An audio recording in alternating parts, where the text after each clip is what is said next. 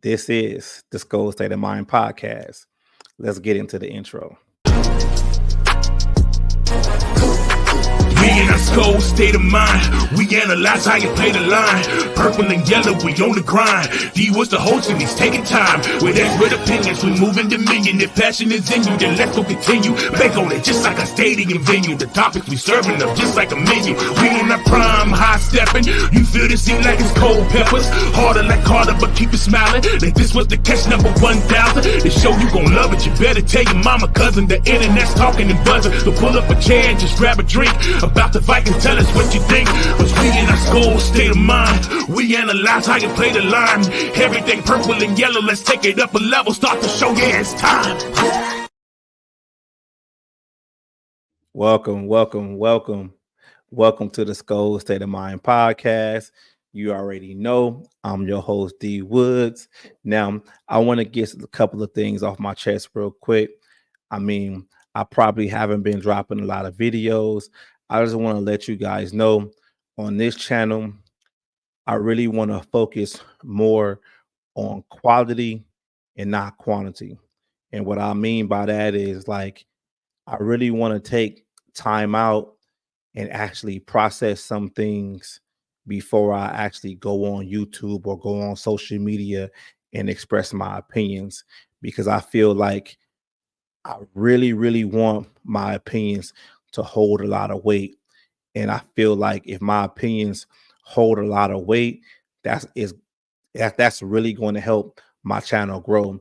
And I feel if I don't, do that and I just start spewing on all kind of shit and just being one of those, content creators that's always trying to, create a buzz and trying to be so clickbaity, I kind of just destroy my, authenticity, so that's just what I wanted to like get off my chest. So if you kind of see that I'm not doing no videos or, I'm not as active on social media as I normally am, probably I'm, chilling with the family or, I'm just processing things. And as of right now, football is kind of slow right now. I mean, we kind of in the dead part. OTAs just started, but we're gonna get to some parts where there's not going to be much to talk about concerning, the NFL. And I just letting you guys know right now, like I'm not going to be one of those guys that's going to just start making topics up just to post content. I am going to develop some content to kind of make you guys think in the future, when, stories get kind of slow. So I just wanted to get that on my chest. But let's talk about the Minnesota Vikings starting OTAs. Now, what to watch for in OTAs? First off, we got the veterans like Harrison Smith, Darisaw, Brian O'Neill, a couple of other guys, veterans on this team that we don't really necessarily need to be worried about. I think these OTAs and especially like mandatory mini camp and training camp, like the guys that I want to really watch for are like your quote unquote bubble guys. And, the guys that are recently drafted in the team and the guys that just signed to the team. Like, I just really want to see how those collective of guys actually mesh together. And I just want to see how they adapt to the culture of the Minnesota Vikings. That's what I want to see in OTAs. Like, I want to see like how they respond. And I already know like this is the first time in like 6 years, like we actually have OTAs where we have a rookie quarterback coming in here that's basically the franchise quarterback of the future. And everybody's talking about that. But it's like there's so many other different storylines, with these OTAs that we can talk about outside of JJ McCarthy. I understand he's going to be like the number one topic to talk about, but you got Dallas Turner, you got to talk about, you got Grenard you want to talk about. You got basically Mike Pitton talking about the direction of the defense. I'm going to get into that a little bit later, but there's so many different storylines outside of, the the rookie quarterback. And I'm just excited because it's like when you start talking about OTAs, and I know OTAs don't run long, that just lets you know that, mandatory mini camp is around the corner, which means training camp is around the corner, which means shit, football, is right around the corner. So it just gets exciting. So I'm just like I can't wait. And I just can't wait to start going online, watching these videos and seeing, what these Minnesota Vikings gonna look like. So let's talk about the elephant in the room. Justin Jefferson is a no-show at OTAs. I'm not surprised, and I'm not panicking. I mean, Justin Jefferson was a no-show last year. I mean, we all understand that Justin Jefferson is in a contract year and he's in contract negotiation with the team. We already know the particulars. He wants to be the highest paid non-quarterback in the NFL. We all know that. I am not going to panic on him not being in OTAs. Shit, I'm not even going to panic if he doesn't even attend mandatory minicamp. I'm going to start being concerned if he doesn't attend training camp. That's when we should start looking at it. As of right now, we shouldn't be worried. So if you see guys out there sending videos out talking about the Minnesota Vikings aren't going to sign Justin Jefferson, they should just trade him and stuff like that, we really don't know. But last time I checked, I hear that the Minnesota Vikings are close in contract negotiations, and their highest priority as of right now is re-signing Minnesota Vikings, re-signing Justin Jefferson long term. And I really think they're going to do that because I look at it like this, though. And I know this is a topic we talk about a lot on this channel. I mean, why not? I mean, we keep saying as Viking fans that a rookie quarterback coming to this team, he basically has a safety blanket because he has a lot of weapons that's going to help this rookie quarterback grow.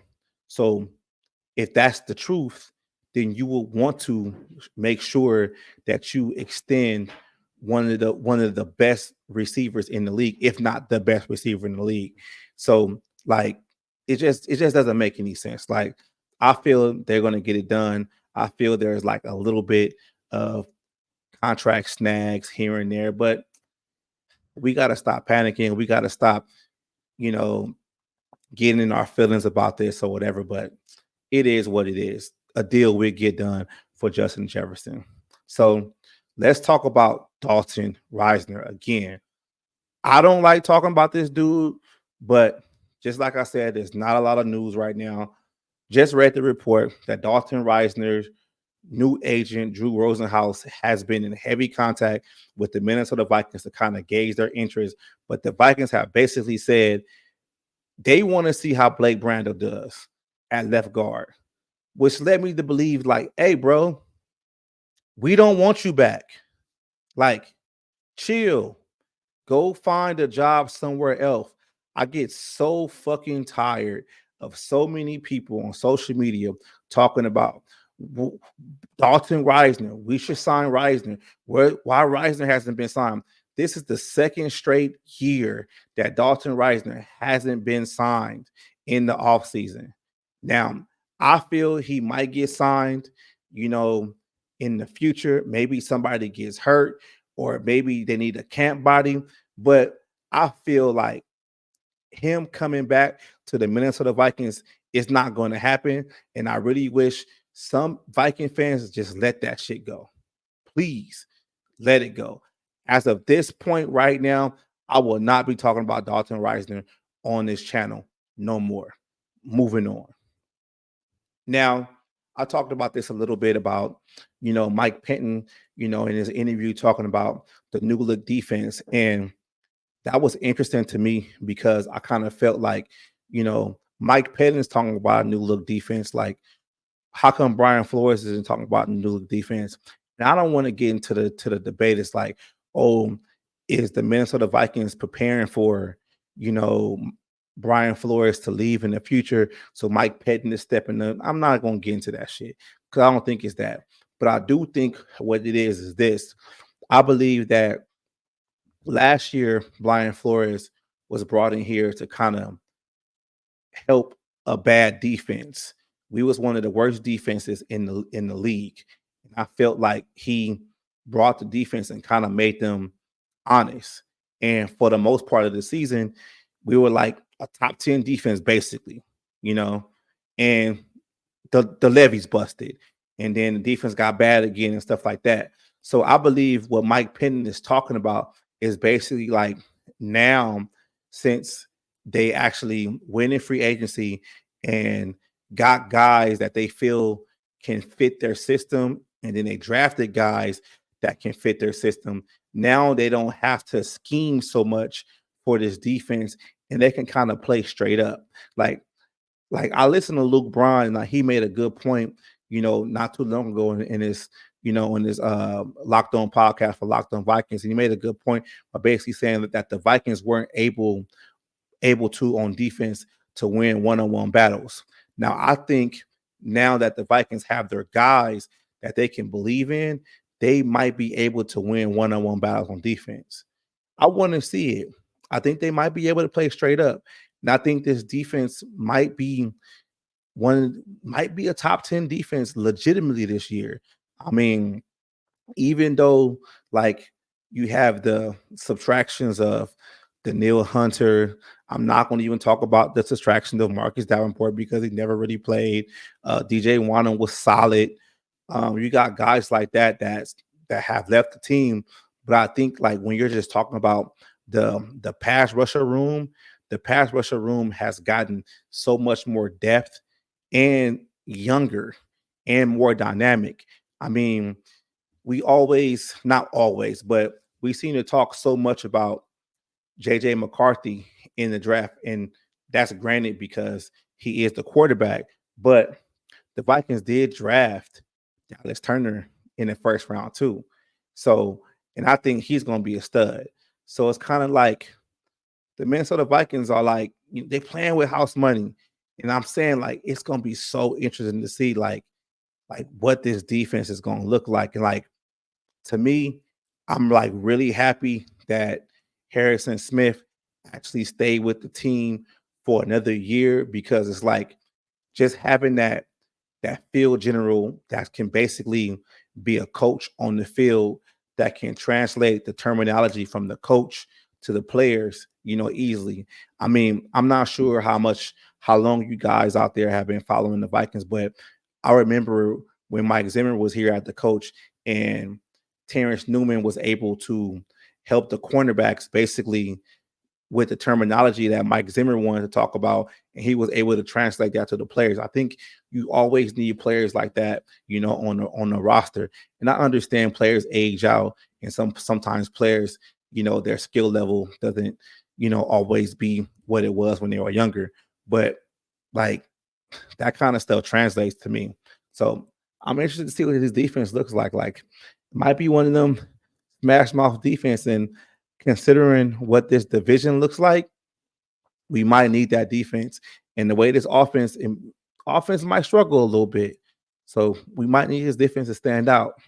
Now, OTA standouts. Now, I understand like OTAs is really not going to be too much OTA standouts. You're really going to look for like basically your training camp standouts or whatever. I get that, right? But I feel like guys I want to stand out are, like I said earlier, your quote unquote bubble guys. I need Lewis Seen to stand out. I need Brian Asamoah to stand out. I need Andrew Booth to stand out. I need a Caleb Evans to sorry about I said Caleb Williams. I need a Caleb Evans to basically get his confidence back. Like I need guys like that to stand out. I need Blake Brandell to basically be competent at left guard. And I've been reading things that he has been competent at left guard. So I'm gonna tell you guys this right now. There's a lot of people out there that have been saying Blake Brandell can't play left guard. And if Blake Brandell can actually solidify the left guard, y'all gonna have to shut the fuck up. For real. Like, let these guys do what they're gonna do, because I look at it like this. If Blake Brandell pans out and become a legitimate left guard in this league, we straight. If he doesn't, we can address the left guard position in free agency next year. That's how I look at it. Like, it's not an end all be all. We got to stop thinking like, oh my God, he can't make it. It is what it is. And we got to, like, since we on this topic right now, as Viking fans, we got to stop picking and choosing players to pick on. Like, I understand Ed Ingram is not the greatest guard right now. But if you really look at like how he played down the stretch both season, he's actually getting better. Let the man develop. Let him get better. He's going in his third season. Just be patient, okay? Just be patient. But just get back to it. Sorry about that, fellas. Sorry about that, guys. But back to the OTA standouts. Like, those are the kind of guys I want to stand out. Just those bubble guys, those undrafted free agent guys, guys like that, But I got a game that I was thinking about playing with you guys right now. And here it is right now. So out of the top 3 bubble guys, let's say the top 3 bubble guys is Lewis Seen, Brian Asamoah, and Andrew Booth Jr.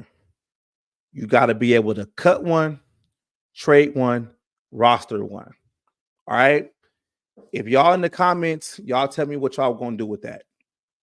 This is how I will do with it. I will cut Brian Asamoah.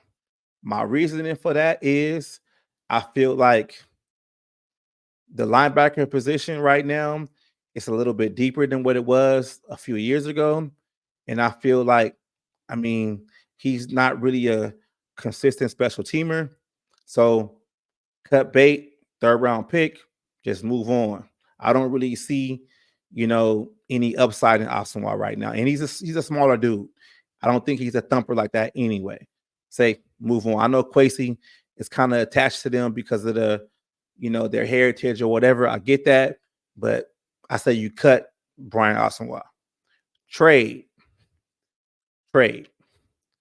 I will trade Andrew Booth Jr. All right. Reasoning for Andrew Booth Jr. is because I feel like as a cornerback, there's teams in this league that you always need depth at cornerback. So I feel he can go to another team and he might be able to excel at another scheme, because I feel like, especially him and Lewis Seen, I think they were drafted for Ed Donatello's scheme, and they kind of don't fit what Brian Flores wants to do. But I do think if he was traded, he can kind of go to another scheme, and he might be able to salvage his NFL career. Lewis Seen. Now, some of you might not agree with me, but I'm a roster Lewis Seen. And it's not because he's the 1st round pick, and it's not because I went 3rd round pick, 2nd round pick, 1st round pick. That's not why.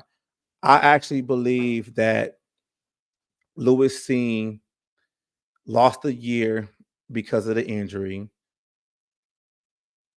And when you're coming back from massive injury like that, you kind of lose another year because you're rehabbing. So I'm kind of giving him, the red shirt year or whatever. I believe this is the make or break year for him.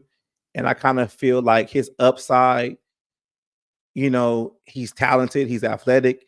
And I think, like, if Harrison Smith is going to retire next year and he's going to play limited snaps this upcoming season, I can really see Lewis Seen step up and actually take some of those snaps away from Harrison Smith. I like his size. I like his speed. I think he needs to work on his tackling a whole lot more. I think he needs to work on his vision a whole lot more. So there's a couple of things he needs to work on as a safety. But I will roster Lewis Seen. It's just kind of hard because it's like you already have Josh Metellus at safety, and then you already have Karen Bynum at safety. but I don't really necessarily believe in Josh Metellus as an every down safety. I think Lewis seen as maybe that hard hitting, you know, box safety or whatever will kind of work. But that's just how I look at it. But you know, thank you guys for tuning in with me on the Skol State of Mind podcast. I really appreciate it. And you already know how it ended. Skol, baby.